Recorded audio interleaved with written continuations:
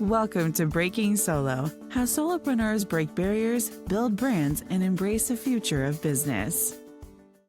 Welcome to Breaking Solo, how solopreneurs break barriers, build brands, and embrace the future of business. Hello, everyone, and welcome to another episode of Breaking Solo. I'm very excited to have my guest today, Dawn Upwon. Did I do it? Yes, you got Awesome. it right. Thank you so much for being with me today, Dawn. Tell the audience who you are and what you do. Yeah, thanks so much for having me on.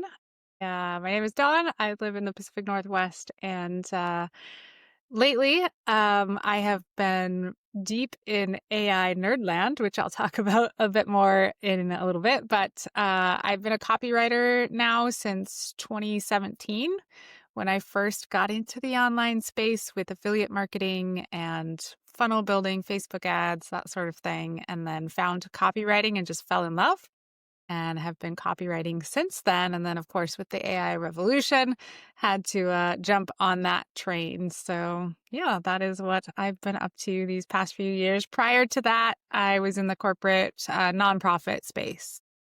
Awesome. Good. Well, thank you. And AI really plays into copywriting, right? Yes, absolutely. There's a lot of garbage out there with AI, but Yes. it has vastly improved in the last 2 years for sure. I was very resistant at first. I laugh now. I'm like, it was so cute. I was like, no, I'm fast and I'm good and I don't need AI. And then the better it's gotten. And then of course, when I discovered custom GPTs, I was like, oh, okay, I understand now. Like, let's jump on this one. Let's do this. Well, so Yeah. what inspired you to become a solo business owner? Yeah, great question. Funny how I was just thinking the other day how a lot of times crises happen in our lives, like a big disruption, and then that's a catalyst for change, right? So that is how I got into this world to begin with. My husband and I were pastors and executive directors of a nonprofit that was doing 80,000 services a year in our community between hot meals, gifts at Christmas for kids, food bank, like you name it. We had a lot of things happening with a team of 3 employees and then the 2 of us. So Wow. we were busy. And I had my daughter and didn't really skip a beat. We were still, pastoring on Sundays, running all the services Monday to Friday, all that good stuff. She was in tow. I'd strap her to me and still do everything that I had done before having her. And then when she was about a year old, the regional leadership came in and did a review of us and basically said that we were failing because our church size was not big enough. And subsequently, they moved us, they demoted us, put us under like other pastors, so we weren't independent anymore. And it got extremely abusive, the situation, the people directly over us, the leadership. My mental health went way down because I was having panic attacks about putting my daughter in childcare because I just did not want to do that. I was like, I didn't have a kid to have somebody else raise her. And I became very emotionally unwell, and my husband was worried that I would take my life. And so we went back to that same leadership and said, look, can you help us? Like, I'm really struggling. And he just laughed at me and he said, what would you possibly do if you didn't work for us? And Wow. that was my crisis moment. I was like, I don't know, but I'm going to find out. I Thing. like you just woke the Hulk within me. So from there, I just started Googling work from home. And I always say I'm the accidental entrepreneur. I didn't set out to go solo. I didn't set out to start a business. I really just wanted to raise my kid. And I was like, okay, there has to be a way for me to make money from home and raise my daughter and get the best of both worlds because we needed the income. And so that's what started my journey. And eventually we were able to leave that situation, which we lived in a house owned by the organization, fully furnished and everything. So my husband and I, like, we had to move, we had to get cars, we had to, even they had supplied phones and laptops and everything for us. So we broke free from all of that, started over. And then I built my business out of that and eventually was able to also retire him and have him be home more with our daughter. And yeah, the rest is kind of history from there. But it was that crisis moment, that value for me of being with family. And when it conflicted with my values, I just said, no, I can't do this. And that was really what drove me to stay up late, get up early, do everything I could to figure out what this whole online business thing could be.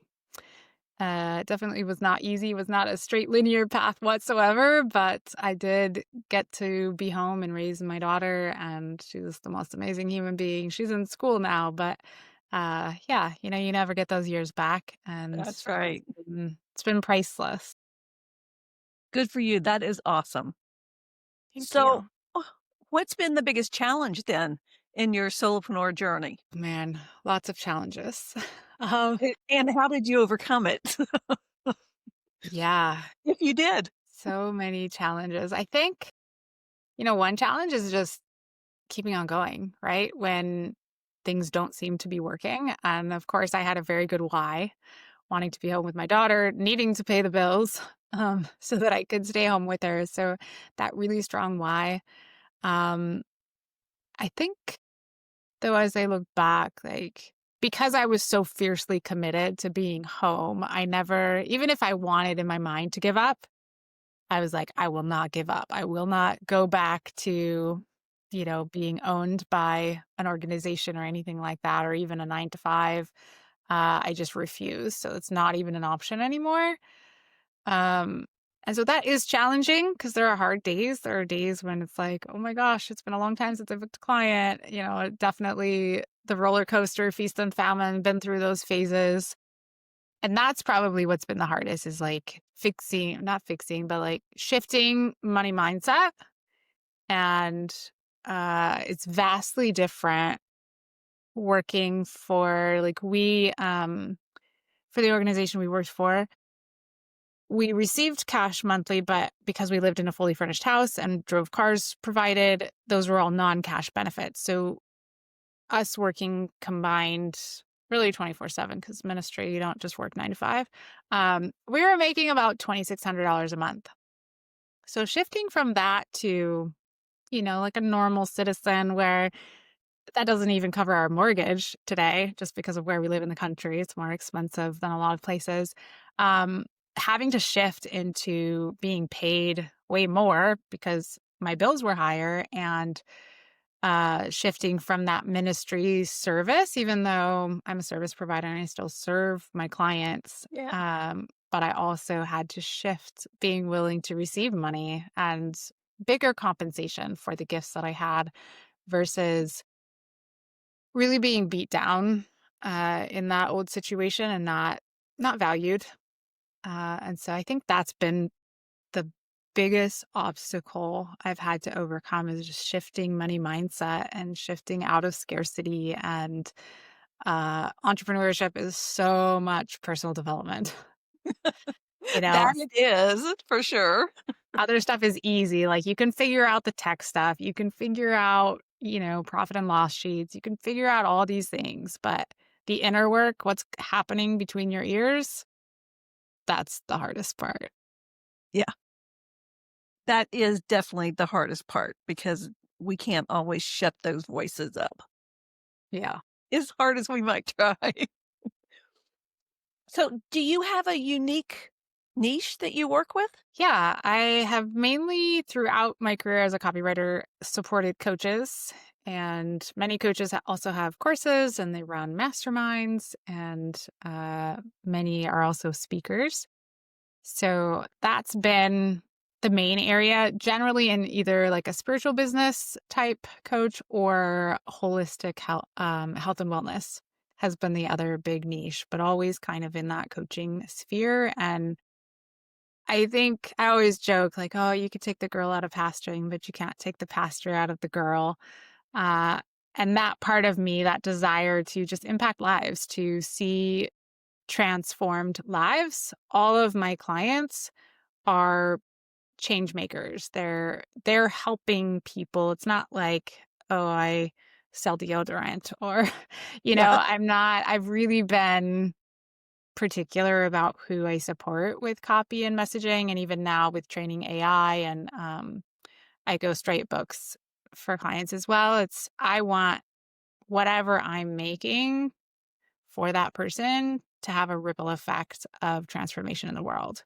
So that's really where I've focused and kind of been the litmus test of who I'm willing to work with. That is, that's incredible that you have that kind of pull from your heart to really help people transform. Yeah. We Yeah, got to make the world a better place. There's that's for so sure. much bad in the world. I don't watch the news because most of it's garbage. I don't scroll social media. I stopped August 8th, 2017.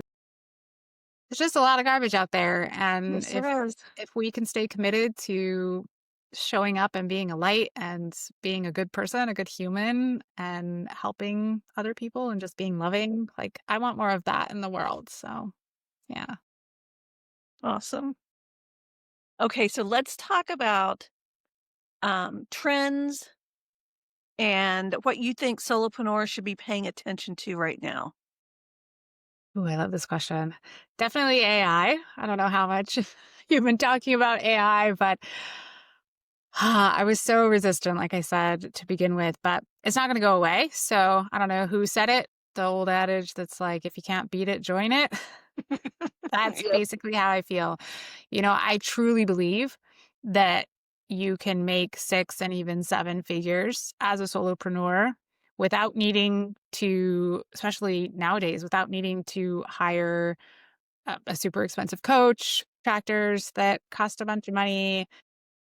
And I am a contractor that people have paid a lot of money to do stuff for them. And, some people, they still want to do that. But a lot of solopreneurs, at least when you're starting out, you don't have the funds to spend $10,000 or $20,000 to have someone do a website for you. Or, it's just, that's a different kind of business that could afford something like that. So I think for solopreneurs, accessing AI and utilizing it with custom GPTs and AI agents allows you to be nimble, allows you to be flexible, but still have an impact and isn't going to cost you an arm and a leg every month for contractors. And it's so fast, right? Like I'm fast.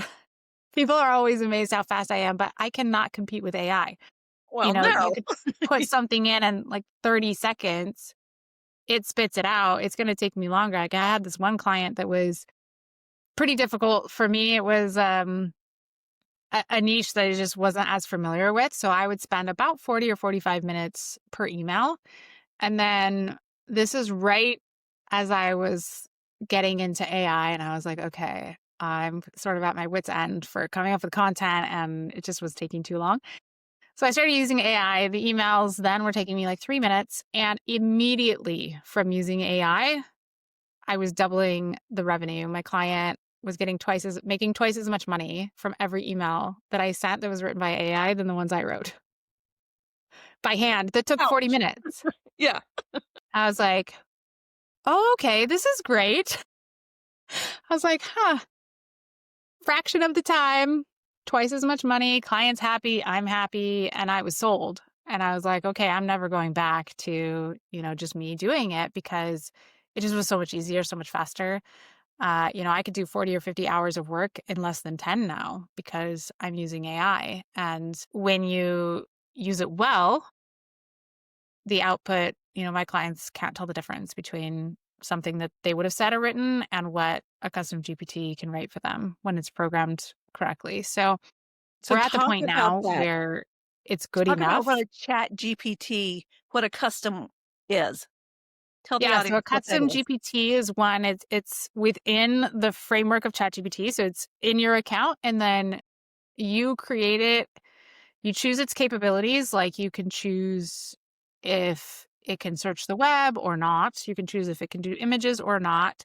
Um, and then you give it a role and a function. So it's basically like having a little employee. that you write a job description for. So say it's like my ad copywriter, and my ad copywriter is really good at writing Facebook ads.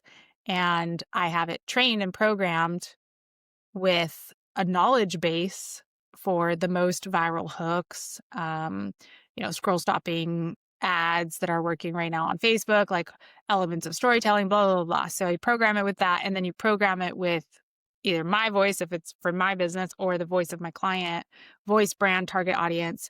So it's programmed with all of that. So instead of just using basic ChatGPT, you now have the wicked fast AI capabilities of ChatGPT, but you've narrowed its focus. It's so that it's really good at just writing ads. Sort of like how we always say, jack of trades, master of none. That's what ChatGPT is. It's just, generic. Millions of people are using it every day, and therefore it sounds like millions of people. But I often compare it to, if you needed heart surgery, would you go to your general practitioner for surgery, or would you go to a heart surgeon? You go to a heart surgeon, right? Same if you need brain surgery. Like, I'm not having my daughter's pediatric doctor operate on my brain. I'm going to go to the best darn brain surgeon in the state if I can. That's what custom GPTs are. They're a specialist that's programmed just for that task. And when you do that, the output is phenomenal. Like I said, you won't really be able to tell the difference between AI and a human, which generic AI, most of us can smell it out pretty quick. So I have a custom GPT where I uploaded all of the assessments I've ever taken. So it really knows who I am and can answer all kinds of questions for me. Isn't it based on- amazing? Yes, it is amazing. That's I love my it. favorite GPT. I call it my spiritual mentor, There you but go. it has everything: Enneagram, human design. I mean, I've done all the tests. It's all baked It's- into that. So then it actually gives me recommendations and encouragement based on who I am as a person. I love it. yeah, me too. My husband Okay, we teases could me nerd about out. my chat therapist, but I'm like, hey, my chat therapist is what gets me through most days. So you should just be happy. Really, don't question me. Hmm. So, do you have a tool or an app other than ChatGPT, a tool or app or resource that you can't live without in your business? Tools. What else do I use? I do use chat the most, but I also use Trello and Notion as tools. What else am I using? I'm just starting to get into N8N, which is a lot more technical than ChatGPT. That's like when you get into AI agents and starting to build out processes that can happen in the background without you. So that's kind of the exciting thing I'm working on. But no, I like to keep it really simple.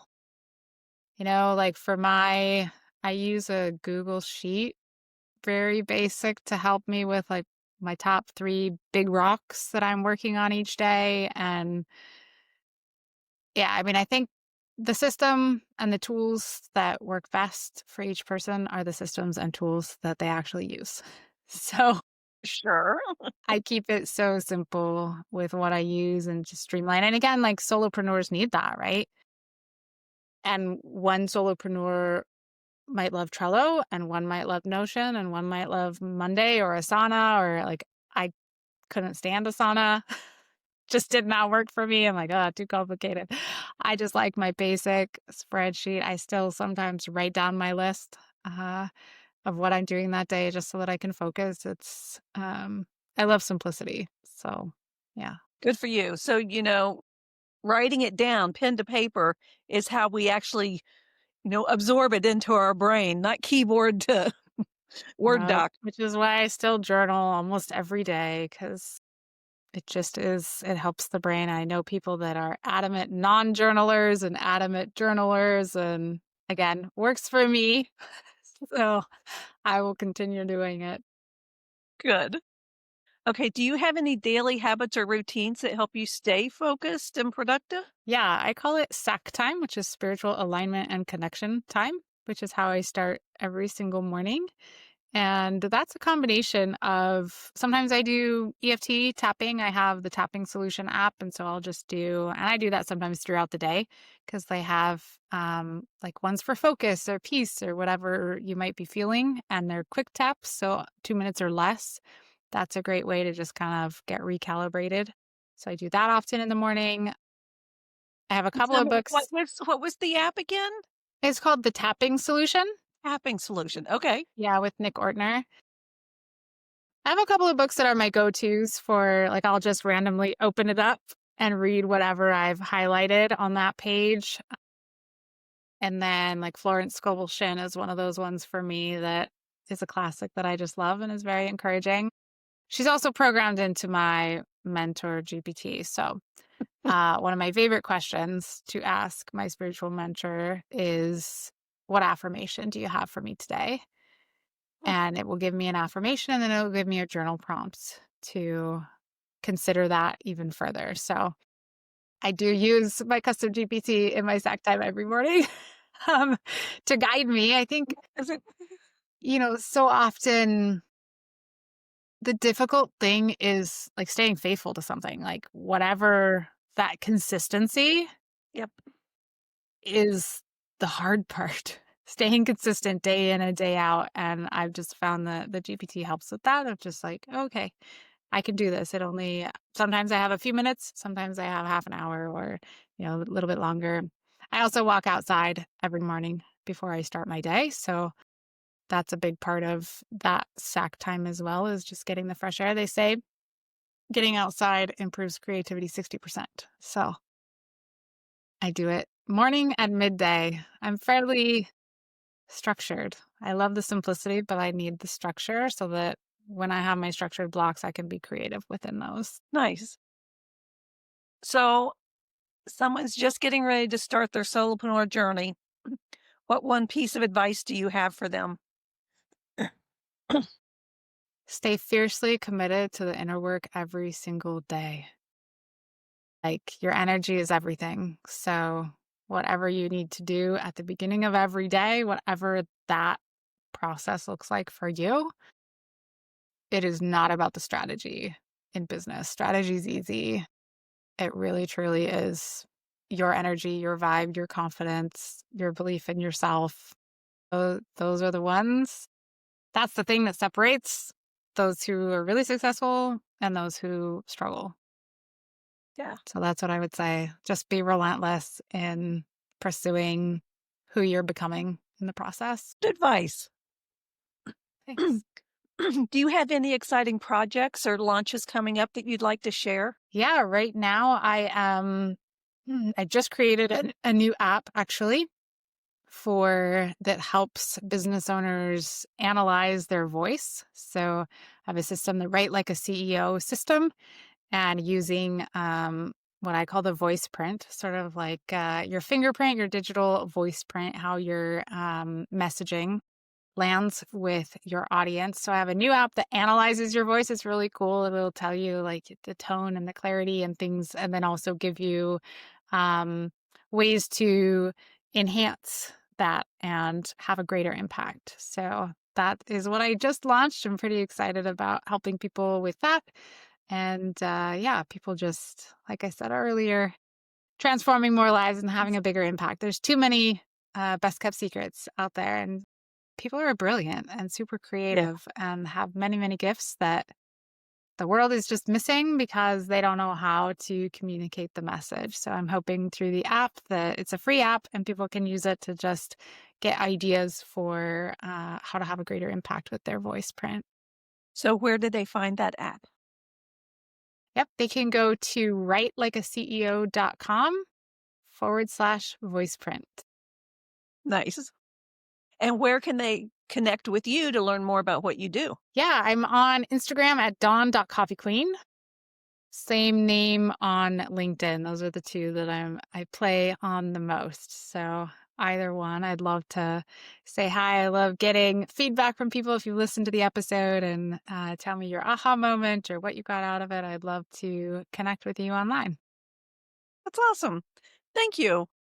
I appreciate you being with me today. It's been fun. Yeah, you are most welcome. Thanks for having me. Absolutely. Folks, if you have not liked the podcast and sent us a review yet, what's stopping you? Go do it right now. Thanks so much. We'll see you next time.